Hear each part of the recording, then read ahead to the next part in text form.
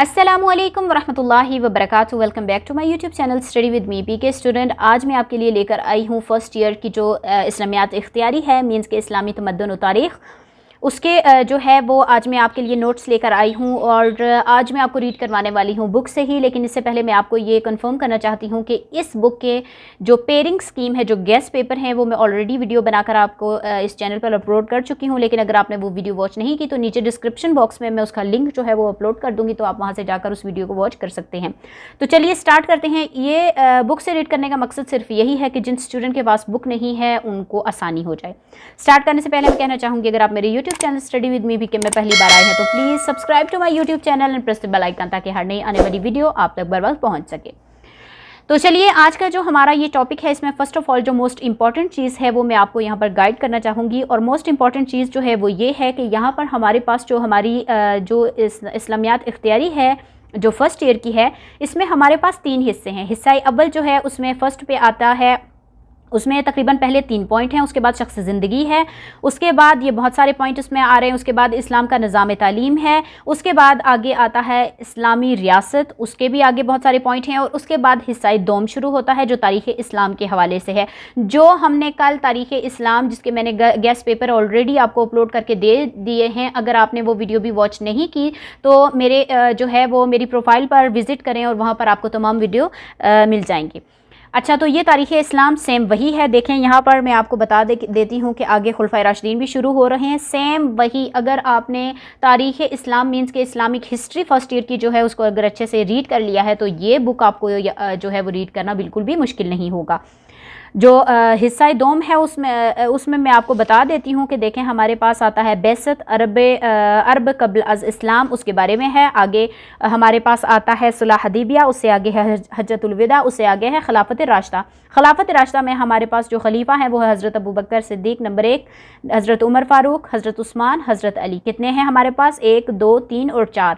इनके मैं आपको ये चीज़ गाइड करना चाहूँगी कि ये जो खिलाफत के हवाले से हैं, इनकी इब्तदाई ज़िंदगी, इनकी इंतखाब खिलाफत, मुश्किलात और उन पर काबू पाने के इक़दामात, इशात इस्लाम और फतूहात, जो इन्होंने फतूहात की, सीरत व किरदार, निज़ाम हुकूमत, इसी तरीके से फिर अगला भी इब्तदाई ज़िंदगी। फ़र्स्ट ऑफ़ ऑल आपने तमाम जितने भी खलीफा हैं उनके वालिद का क्या नाम था, उनकी वालिदा का क्या नाम था, उनकी पैदाइश का क्या दिन था और उनके विसाल का क्या दिन था, उसके बाद उन्होंने कितना अरसा हुकूमत की, उसके बाद उन्होंने कौन कौन सी फतूहात जो हैं वो अंजाम दी, उन्होंने कौन कौन सी जंग में हिस्सा लिया, उन्होंने कौन कौन से कारनामे अंजाम दिए, ये तमाम चीज़ें जो हैं, किसकी खिलाफत में किसको कत्ल किया गया, ये तमाम चीज़ें जो हैं आपने मोस्ट इंपॉर्टेंट हैं, लाजमी आपने याद करनी है। तो चलिए इसके शार्ट क्वेश्चन जो है आज मैं आपके साथ वो जो है वो करती हूँ स्टार्ट। जैसा कि आप जानते हैं कि मैं पहले आपके साथ इनके जो क्वेश्चन हैं शार्ट ऑलरेडी मैं कुछ लेसन्स की अपलोड कर चुकी हूं, लेकिन अगर आपने वो वीडियो भी वॉच नहीं की तो प्लीज़ प्रोफाइल पर विज़िट करें ताकि आपको आसानी के साथ समझ आ सके। यहाँ पर मैं आपको ये चीज़ भी गाइड करना चाहूँगी कि सिर्फ यहाँ से रीड करना मकसद यही है कि जिनके पास बुक्स नहीं हैं उनको आसानी हो जाए, ठीक है। देखें यहाँ पर हमने क्या किया है, यहाँ तक मैंने आपको पढ़ा दिया था, इसलिए इसको हम जो है वो छोड़ देते हैं, यहाँ से नहीं पढ़ते। आज हमारा पॉइंट जो है वो शुरू होने वाला है मलाइका के हवाले से। यहाँ पर हमारे पास मलाइका में जो है हमारे पास क्वेश्चन आ रहे हैं, जो पॉइंट है मलाइका उनके। फ़र्स्ट ऑफ़ ऑल हमारे पास यहाँ पर देखें आ रहे हैं कि फ़रिश्तों की तादाद कितनी है। ये MCQs हैं, MCQs को हम छोड़ देते हैं क्योंकि हमें MCQs का जो है वो अभी MCQs हम लास्ट में रीड करने वाले हैं। आगे हमारे पास शिर्क, उसके भी सिर्फ और सिर्फ MCQs हैं, उनको भी मैं छोड़ देती हूँ। अभी आगे हमारे पास क्वेश्चन आ रहे हैं इखलाक के। पार्ट नंबर जो हमारा आज का स्टार्ट होने वाला है वो है अखलाक। इखलाक का लुग़वी और इस्तिलाही मानी बयान करें।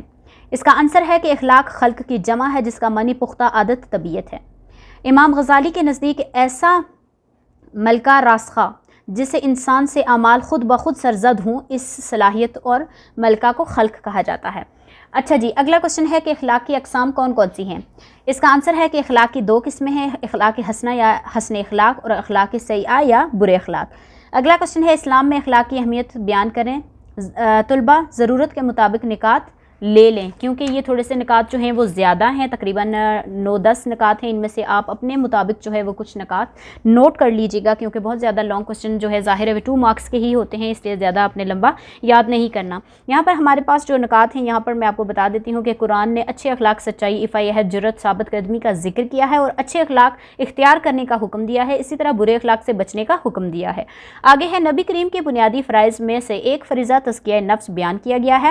آگے ہے آپ صلی اللہ علیہ وآلہ وسلم نے فرمایا میں مکارم اخلاق اور حسن اخلاق کی تکمیل کے لیے مبعوث کیا گیا ہوں۔ آگے ہے کہ آپ صلی اللہ علیہ وآلہ وسلم نے فرمایا تم میں سے بہترین لوگ وہ ہیں جو اخلاق میں بہترین ہیں۔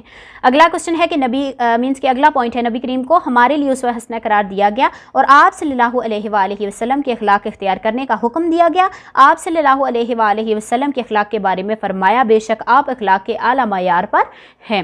اگلا ہے پوائنٹ ہمارے پاس کہ آپ صلی اللہ علیہ وآلہ وسلم نے بد اخلاق عبادت گزار عورت کے جہنم میں جانے اور خوش خلق لیکن صرف فرض عبادت بجا لانے والی عورت کو جنت کی خوشخبری دی۔ اگلا ہے ہمارے پاس کہ اخلاق حسنہ کے اختیار کرنے والے کو اللہ محبوب قرار دیتا ہے۔ آگے ہے برتری کا معیار اچھے اخلاق کو قرار دیا گیا ہے۔ آگے ہے اخلاق کا اجر سب عملوں سے بڑھ کر قرار دیا گیا ہے۔ یہاں پر میں آپ سے کہنا چاہوں گی کہ چھوٹے چھوٹے یہ جو لاسٹ والے 3 پوائنٹ ہیں ان کو بھی آپ اگر لے لیں اور پوائنٹ نمبر جو 5 ہے وہ بھی اگر آپ لے لیں یا پھر پوائنٹ نمبر 4 لے لیں اور 3 اور 2 بھی لے لیں تو یہ بھی آپ کے لیے کافی ہوں گے۔ اگلا کوسچن ہے کوسچن نمبر 4 اخلاق کی تربیت کے ذرائع کیا ہیں؟ تو یہاں پر فرسٹ آف آل ہمارے پاس آتا ہے اسلامی عقائد، توحید، آخرت کا عقیدہ اخلاقی اصلاح میں اہم کردار ادا کرتے ہیں۔ پوائنٹ نمبر 2 ہے اسلام کا نظام عبادت، تمام عبادات کا مقصد تقویٰ ہے۔ عبادت مساوات، اخوت، نظم و ضبط، غریبوں سے غیر خواہی اور معاشی تعاون اور برداشت سکھاتی ہے۔ نبی کریم کی سیرت طیبہ آپ صلی اللہ علیہ وآلہ وسلم اخلاق کا نمونہ کامل ہے، ہمیں حکم دیا گیا ہے کہ ہم آپ کی سیرت طیبہ کے اتباع کریں۔ آگے ہے ہمارے پاس اسلامی معاشرہ بھی اچھے اخلاق کے فروغ کا ذریعہ ہے، ہر شخص کی ذمہ داری ہے کہ وہ برائی کو ہر صورت میں روکے اور اچھائی کی حوصلہ افزائی کرے۔ اگلا ہے ہمارے پاس کہ اخلاق کی اصلاح میں ہمارے پاس نمونہ کون سی چیزیں ہوگی، تو یہاں پر اس کا آنسر ہے کہ سورہ احزاب کی آیت نمبر 21 میں فرمایا گیا کہ نبی کریم کی حیات طیبہ ہمارے لیے بہترین نمونہ ہے۔ اصل بنیاد قرآن مجید ہے اور نبی کریم صلی اللہ علیہ وآلہ وسلم کا اسوہ حسنہ قرآن کی عملی شکل ہے۔ لقد کان لکم فی رسول اللہ اسوۃ حسنہ۔ یہاں پر میں یہ چیز آپ کو گائیڈ کرنا چاہوں گی کہ یہ جو آیت آپ کو نظر آ رہی ہے لقد کان لکم فی رسول اللہ اسوۃ حسنہ، اس آیت کا آپ کو شارٹ کوسچن میں کہا جائے گا کہ اس آیت کا ترجمہ لکھیں، تو یہاں پر یہ دیکھ لیں اس کا ترجمہ بھی لکھا ہو کہ البتہ تحقیق تمہارے لیے نبی کریم صلی اللہ علیہ وسلم کی زندگی میں بہترین نمونہ موجود ہے۔ یہاں پر ہمارے پاس اگلا کوسچن ہے کہ یہ کس طرح معلوم ہوگا کہ نبی کریم ہمارے اخلاقی اصلاح کے لیے مبعوث ہوئے؟ یہاں اس کا آنسر ہے کہ سورہ آل عمران کی آیت نمبر 124 میں آپ کے فرائض نبوت کا ذکر کیا گیا ہے۔ اس میں ایک یہ بھی ہے کہ آپ صلی اللہ علیہ وسلم لوگوں کے نفوس کا تزکیہ بھی فرماتے تھے۔ اس کے علاوہ آپ صلی اللہ علیہ وسلم نے فرمایا میں اس مقصد کے لیے مبعوث ہوا ہوں کہ انما بعثت لأتمم مکارم الاخلاق، حسن اخلاق کے معیارات کی تکمیل کروں۔